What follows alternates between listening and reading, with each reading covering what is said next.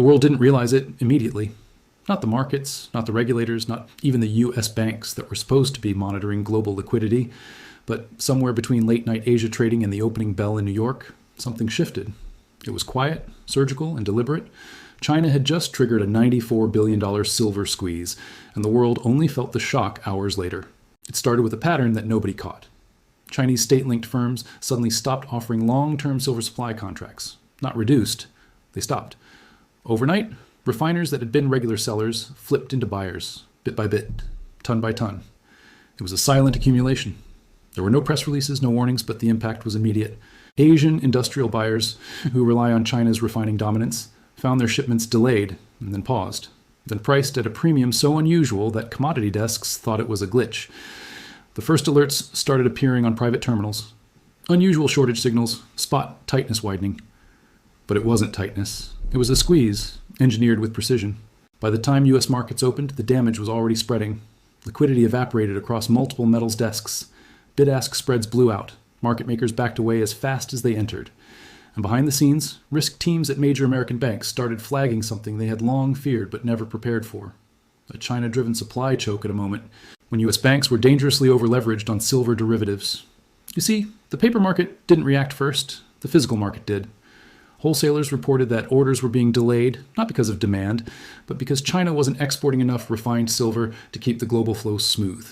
Solar manufacturers, medical suppliers, and electronics producers, all of them sent quiet warnings to their US partners.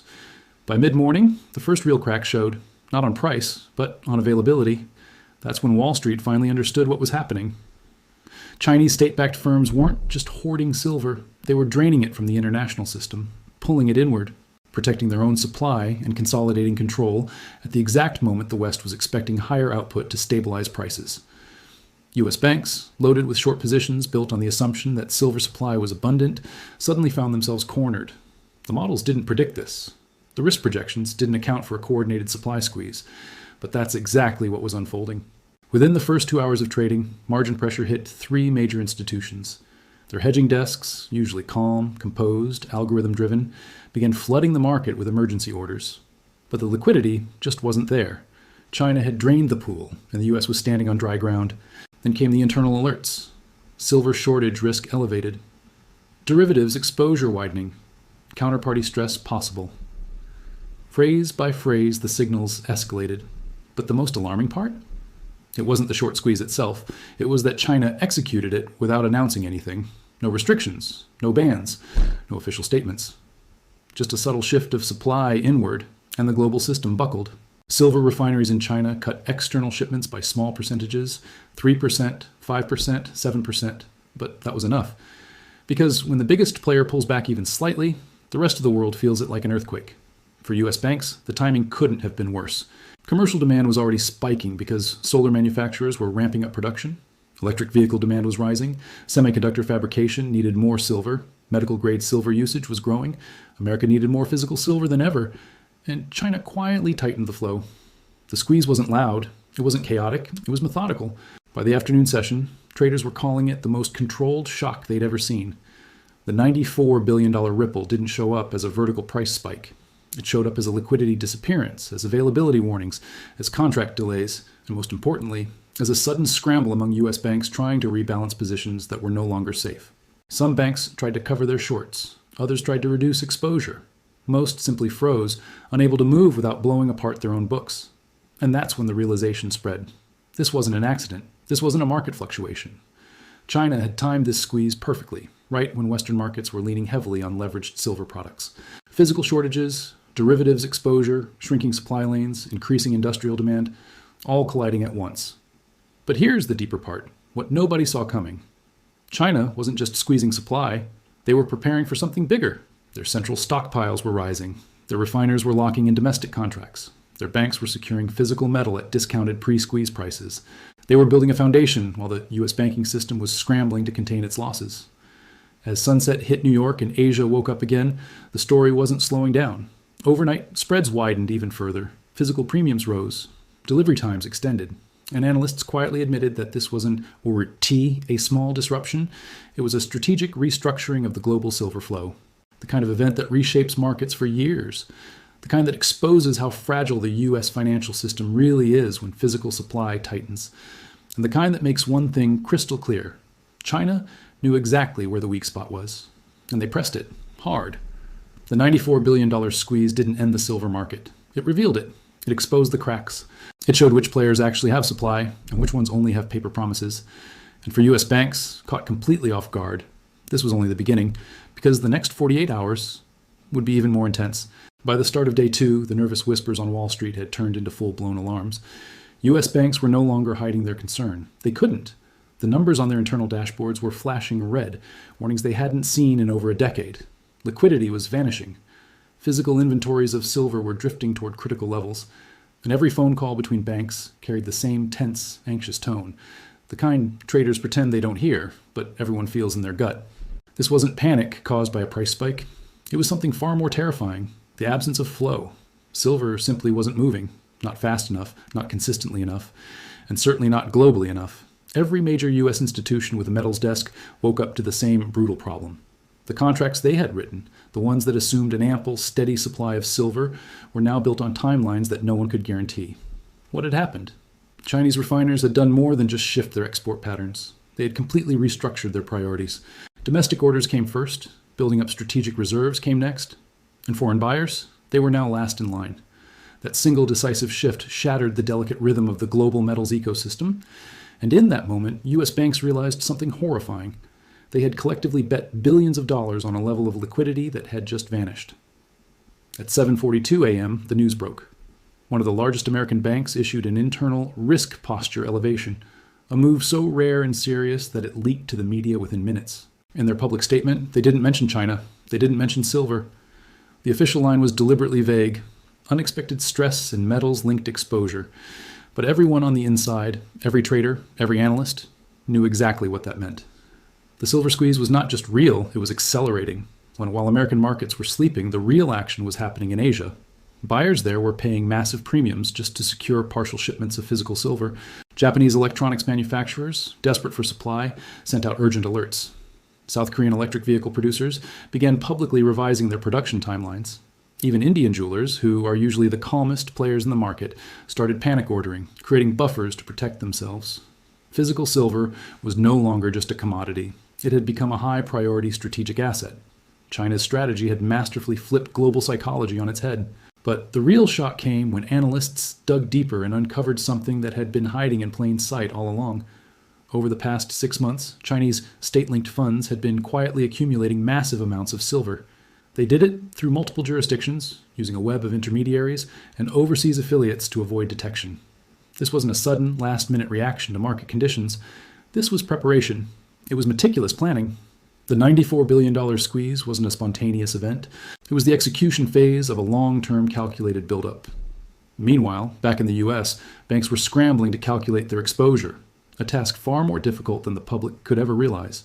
You see, silver markets are incredibly complex, layered with synthetic contracts. You have futures, swaps, ETFs, unallocated accounts, and derivatives stacked on top of more derivatives. For every single ounce of physical silver that actually exists, there are dozens, if not hundreds, of ounces that exist only on paper. When the flow of physical silver slows down, that entire layered system begins to wobble violently. And that's exactly what was happening. By late morning, a major problem emerged, sending a new wave of panic through trading floors. 2 major banks discovered that their own internal hedging models were quoting 2 different prices for silver, one price for derivatives, and a completely different price for physical metal. The spread, the gap between those 2 prices, was widening by the hour, exposing a fundamental disconnect at the heart of the market. This wasn't just a pricing problem anymore, it was a trust problem. Traders trust liquidity, manufacturers trust delivery, banks trust their models. And all 3 pillars of that trust were cracking at the same time. Behind closed doors, the U.S. Treasury held a quiet emergency briefing. There was no press release, no headline, just a short notice meeting. They needed updates. They needed clarity. They needed a path forward. But clarity was the one thing that nobody had. In China? China remained utterly silent. No announcements, no clarifications, no attempts to reduce the tension. In this high-stakes game, their silence was the message.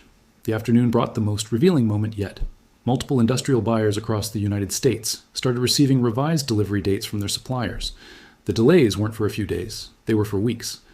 The official excuse was global congestion.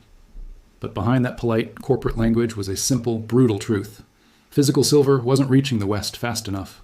A semiconductor CEO privately warned his investors that if these delays continued for more than 2 weeks, their production targets would slip. A major solar panel manufacturer issued a gentle advisory to regulators, citing potential supply inconsistencies. A medical device company quietly increased its procurement budget, scrambling to secure silver from smaller, non-primary suppliers at much higher costs. These weren't signs of outright panic. They were signs of adaptation. Everyone was adjusting to the new reality, everyone except the U.S. banks. They could only watch in horror as their sophisticated models became more and more unstable, completely diverging from what was happening in the physical world they were so heavily leveraged into. By late afternoon, the pressure finally broke into the open. A sudden, massive spike in after-hours trading volume sent alarms screaming across the systems of several banks. Margin requirements jumped. Automated stop-loss orders were triggered one after another, creating a cascade effect, and liquidity, already thin, thinned out even more. One institution, which remains publicly unnamed, was forced to unwind a significant part of its silver exposure at a substantial loss, just to rebalance its risk portfolio. That loss, however, was small compared to what was coming. The real hit wasn't just financial, it was structural.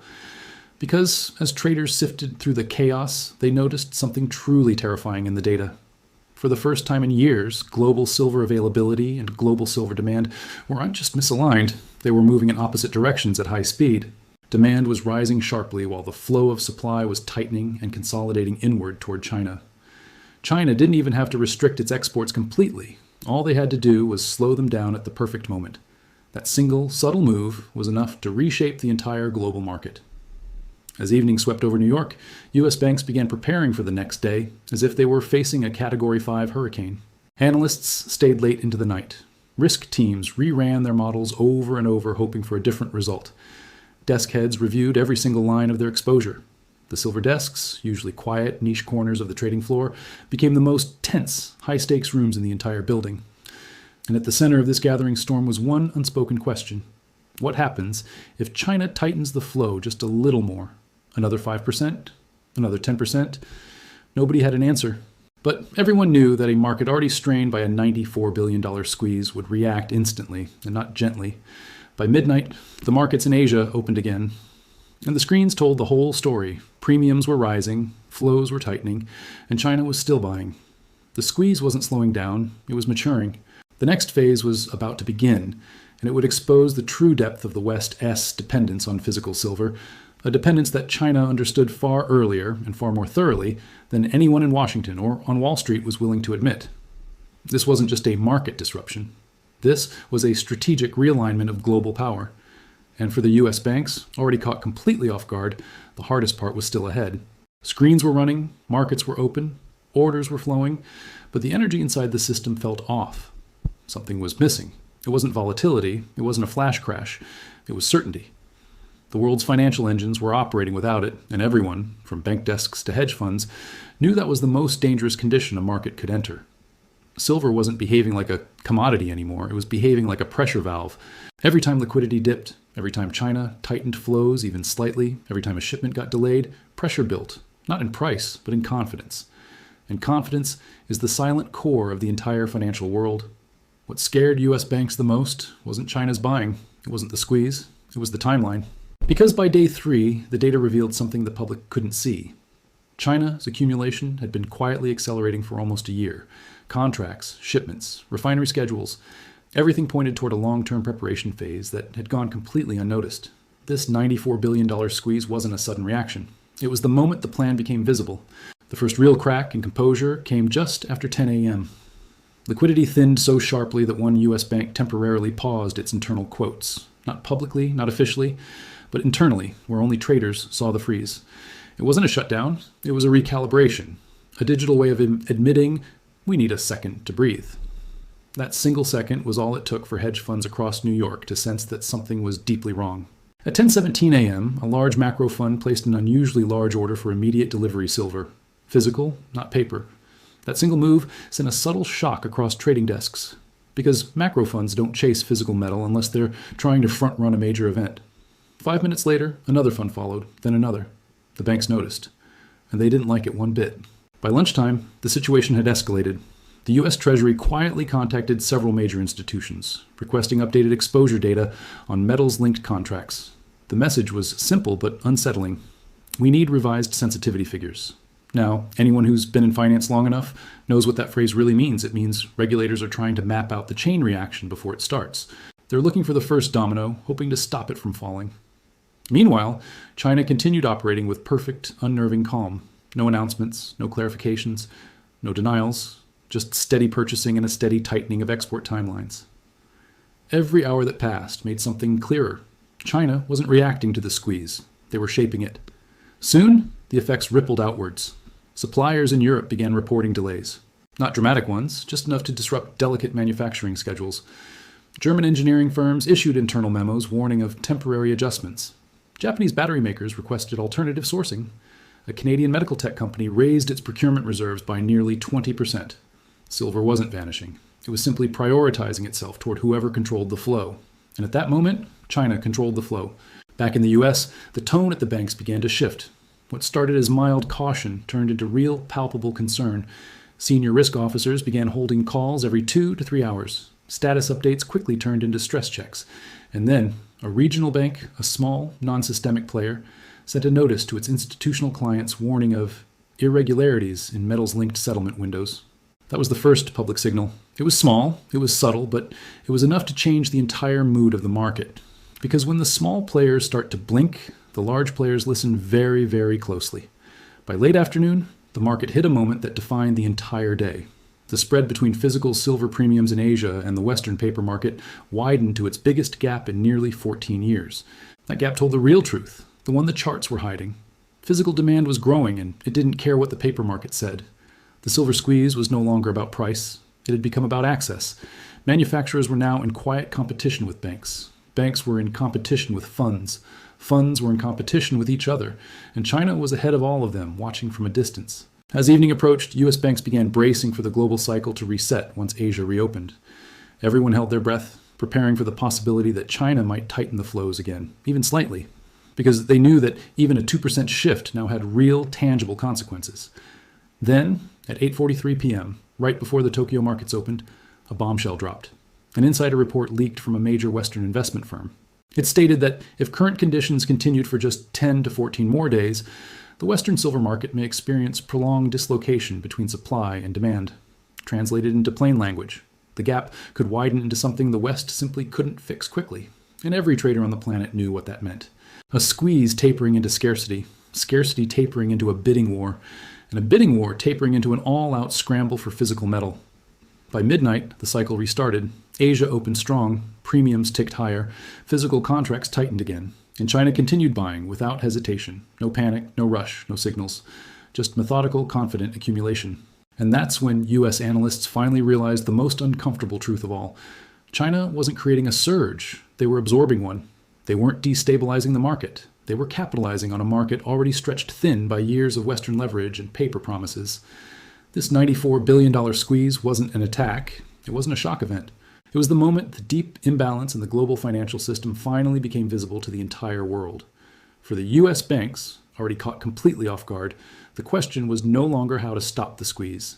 The question was how to navigate a global silver market that had quietly but decisively shifted its center of gravity toward the east. Because one thing had become undeniable: silver wasn't just tightening.